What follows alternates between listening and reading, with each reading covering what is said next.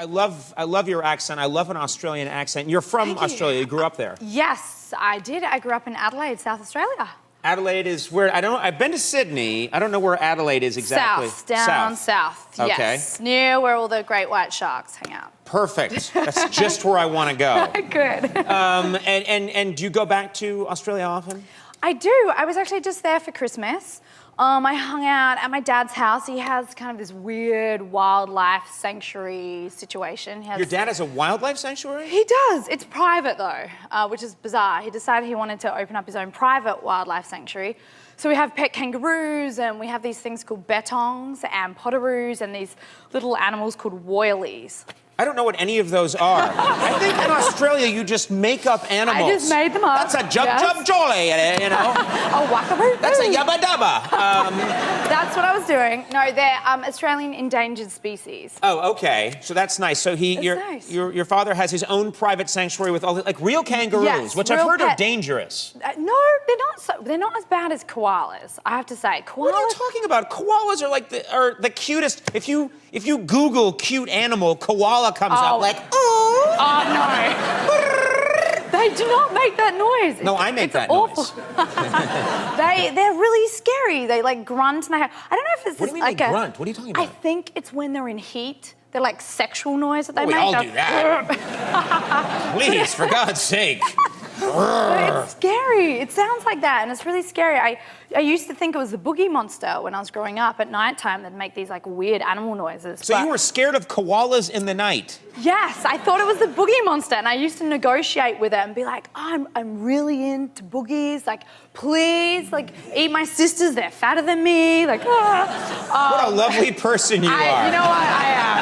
Little cute sisters have a little chunk on them. Go to there first. Warm Bodies is the movie. Your love interest in this movie is a zombie. It's a very unusual idea for a movie and a very funny idea.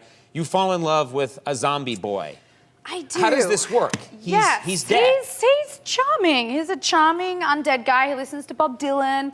He's looks like Nicholas Hoult, who is very handsome. And he kind of woos her. He takes her captive, and they spark up this friendship, which turns into a relationship. It's so weird to have a romance with a zombie, though.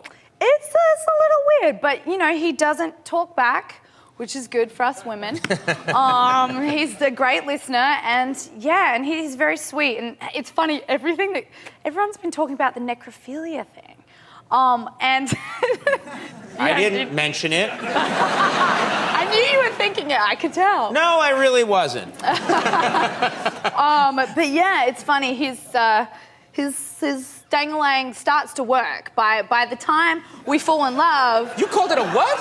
A dangalang? What else that sounds like something that slithers across your dad's property. There goes a dangalang! I didn't know what else to call it.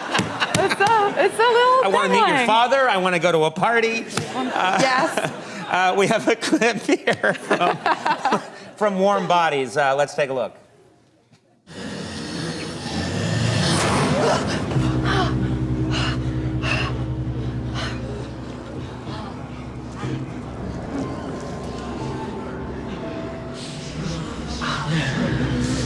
Come, safe.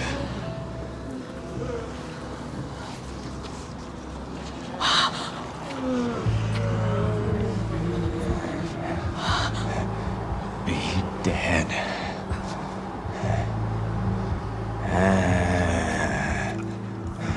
Okay.